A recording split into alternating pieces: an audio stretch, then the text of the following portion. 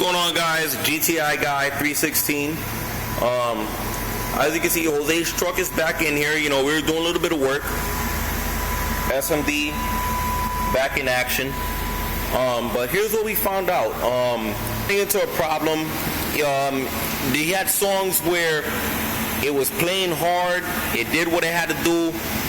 But then there was occasional songs where he was clipping, like literally getting clipped where the amp cut out, as you can saw in, like, I think it was, what was it, part 2? Part 1. I think part 1, part 2. Part 1 did it. Yeah, basically he had a clip, and, you know, we thought it was subsonic. So, you know, we reset the subsonic. It was playing, it did what it had to do, and it was working perfectly fine. Jose continually, and every occasional, like, depending on whatever song he was playing, he was clipping. Or at least I'm going to assume it was clipped. I'm going to assume it was clipped, you know, because the sub amp completely cut and stopped playing. He had his mids, he had his highs. They would play, but it was just the subs continuously cut out. Let me just, you know, I'm going to do facial footage to show you what I'm playing here. Here's what he just played another song. Like I mentioned, it needed some fine tuning, but what we found out is that he has his mids and highs set up with the everything flat, which is his mids, highs, you know, treble, bass, whatever. He has it set on flat. He had his bass set on flat, but in his setup, and again, everybody else's setup could be different, is he has his bass set up to everything flat, but on his mids and highs, he has them set up a little bit more. So if you go in the SMD manual, if you can find a PDF format online or whatever, he has, what is it, on, I think track 7, or let's just say, for example, what it boils down to is, if you're trying to get sound quality, PL game a long time ago, and they just started music, you know. Some people found out why in the crowd. They're like, what SMD, you know, what's sitting someone in your car and blowing bass and playing highs, playing music. It's funner than chasing numbers in the meter because you just burp for 30 seconds and wow, you get we're experimenting, playing slow and throw, slow 18s, they hit really low, and I have ample highs, a lot of mids and tweets in there, and we try to set it all even on your maximum though. So what we found out was kind of the hard way because I'm cutting off a lot now. You have to find what works for you. Let's say you want your highs to meet your bass. In my case, my bass overdoes my highs. So the sound cue files, and we went midway even after that and set the bass amp separately. And then we left the highs at around compromise. And that's what did it for us. And after that, I did another track with Slow and Go. Obviously, I'm drained. My battery's low. My bass amp's a little hot, like under worse conditions. And they played it all the way to my clip point on my head unit. So, heads up, this is, you know, unedited, raw. This is raw footage that we tested it, a couple of days of hearing it, me realizing, oh, a minute, you know, I got way more bass than highs, and I'm trying to put it up, and I'm cutting off, and maybe it's clipping, you know, something's going on that caused it, but we switch, and then you find what works with your bass. You can't do both. I mean, that's to you guys. Yeah, so it's different. I don't know if you guys are seeing me or whatnot, you know, who knows.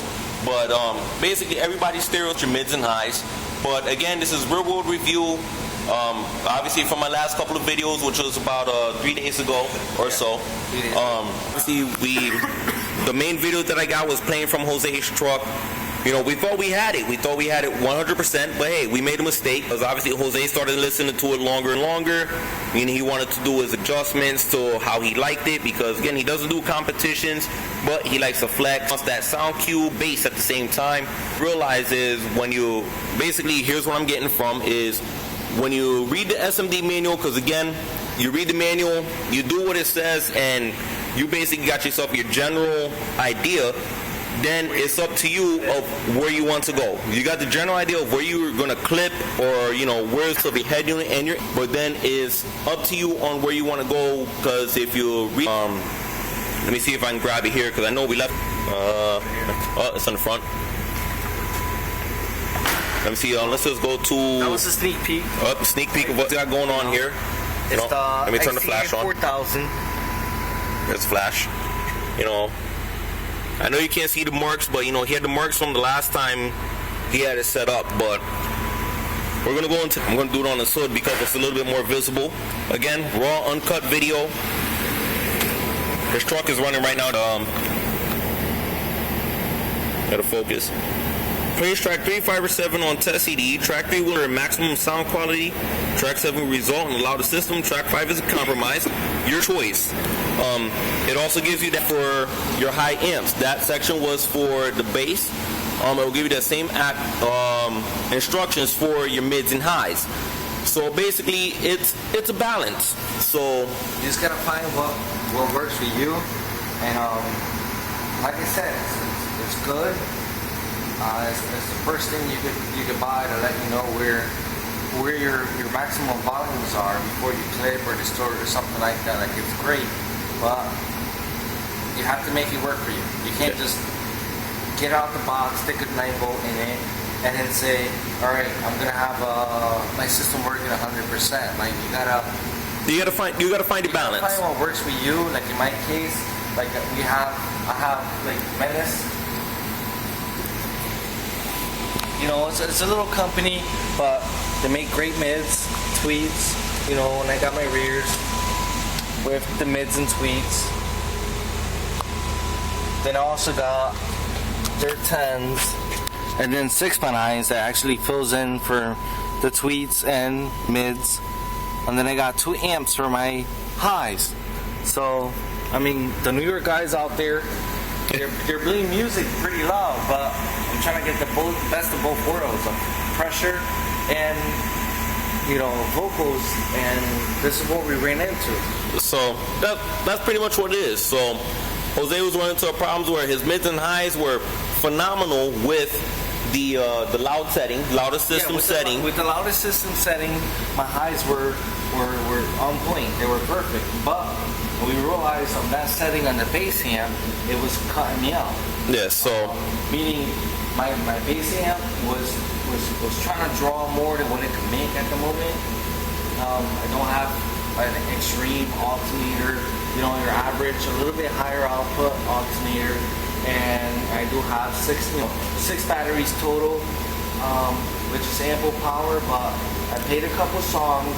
It got hot. I did drain under worst conditions. This is like, so we're break it, and we're testing it out, and that's the conclusion. But after, as you can see right there, we have the meter on the floor. Like, we literally retuned it. We put it back in and used the sound cue. Sound cue set up for the sub amp by itself.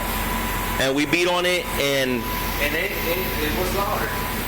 It was louder, and the thing was, it balanced out. So we're not going to say the volume went down on the subs, but as far as like balancing everything out, it worked. We did it. It worked. So it could be vice versa. Like, let's say if you was one of those guys where you got, let's say 30, 40 EV speakers and a whole bunch of tweeter horns, and you only got 110, then you're going to want to do the other setup, because obviously you're not trying to go for the loudest sub setup. Sound cue for your highs. Yeah, sound cue for highs, maybe. Then maybe mid to compromise on your bass just to make up for it. Like I said, like every system is different. It's whatever your power demands you, whatever. Basically, it boils down to whatever your pocket gave you a system when you're trying to upgrade and stuff like that. Like, you'll realize I did the middle section, and you realize your highs are there, but you got more bass, or vice versa. You just, like I said, you gotta play with it and find what works for you. Not knocking the meter, but it does what it has to do. But there's different applications for it. You have to play around. You gotta figure it out. Just to get you where you want to, but overall, the last test we did, like I said, after beating on it. I cut out maybe 4 times. It wasn't hot, but it was getting there on my bass amp, and we decided to go down and make a last-minute video, and this is what we came up with. Like, our future videos will be final outcome of, you know, some flexing, some, you know, maybe our nappy hair trick. I don't know if you ever seen that before on.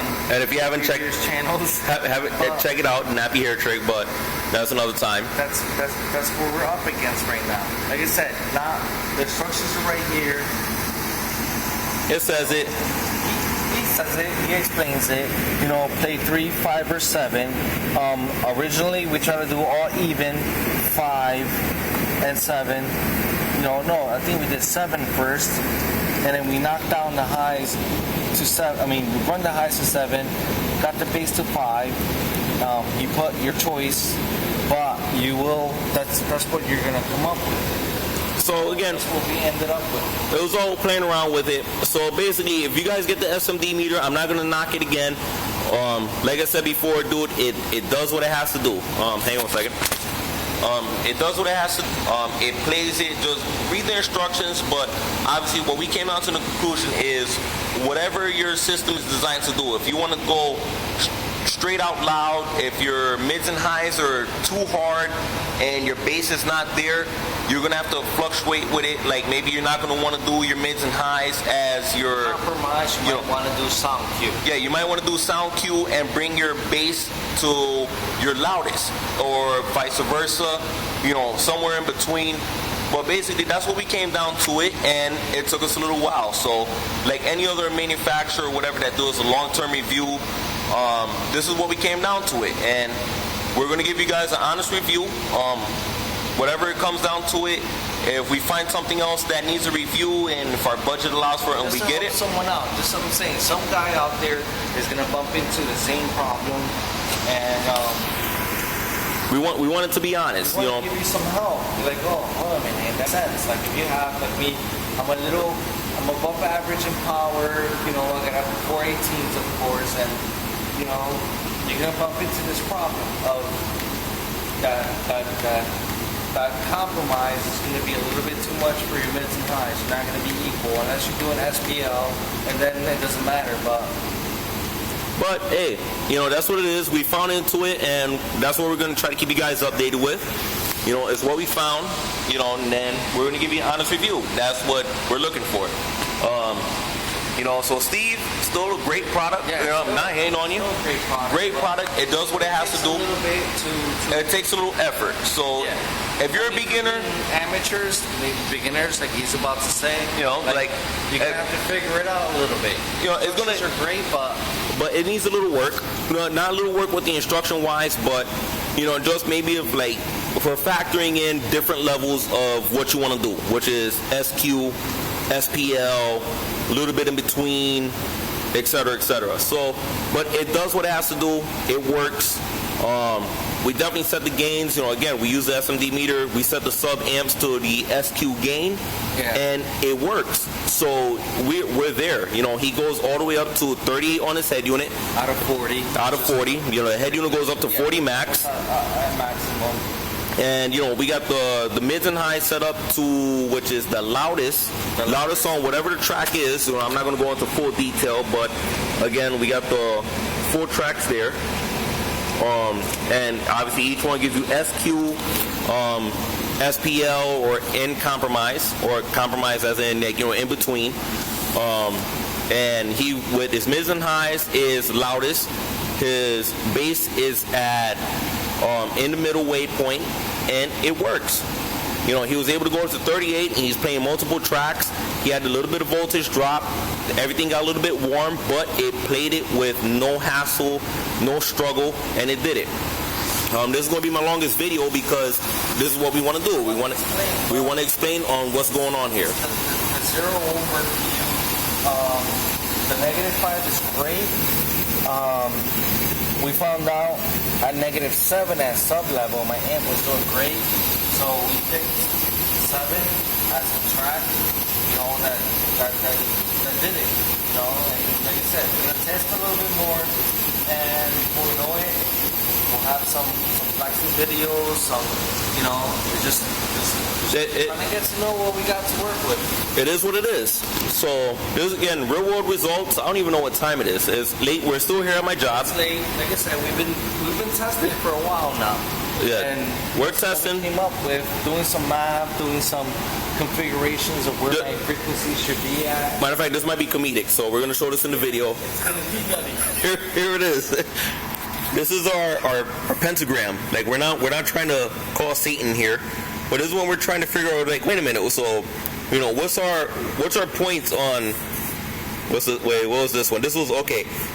We had the low, was the frequency or subsonic? Yeah, this is low pass. Yeah, low pass. You know, because of course my amp doesn't have points to tell you where exactly 50, 60, 70, whatever hertz fall on. It just literally told you where it started from and where it ended up at. So we're doing simple math of, you know, quarters and where it should be. So let's say 50 and 250, and in the middle will be 150 hertz, and then here will be 100. You know, so it's like we're trying to figure out, do some simple math. I mean, most of you guys are gonna bump into the same thing. And we do some chicken bones, and we call it Satan, and then bow. You know. Yeah, bow. And then we got a ballpark of where the frequency would be at. You know, it was like so we're doing some work. We're just like, you know, we don't have all the tools, but we're making it work.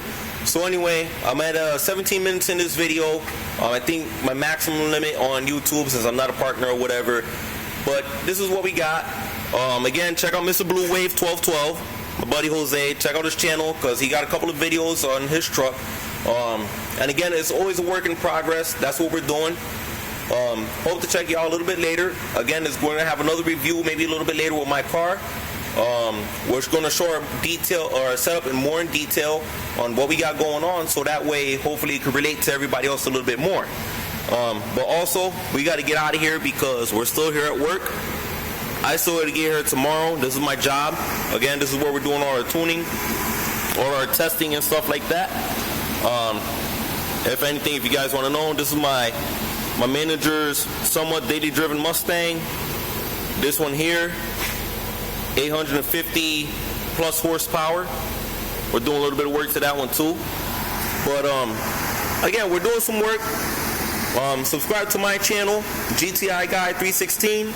Subscribe to Jose, Mr. Blue Wave 1212. You know, and this is what it is. So I know you guys might be like a little but whatever. The SMD, it still gets big thumbs up. How's that for big thumbs up? Close up. But no, it still gets big thumbs up just due to the fact that it works. It's just you need a little bit of time just in case on trying to categorize on what you're trying to do. And that's about it. So just watch out with what your frequencies are, your subsonic, because we ran into that problem last time. And just get it because it's a product that works. It works. It works, and it does what it says it's going to do, which is get your gains and get your head unit and amp volume matching perfectly fine. So this is GTI Guy 316 signing out. Blue Wave 1212 signing out. We're going out here, and we are going to sleep. Later.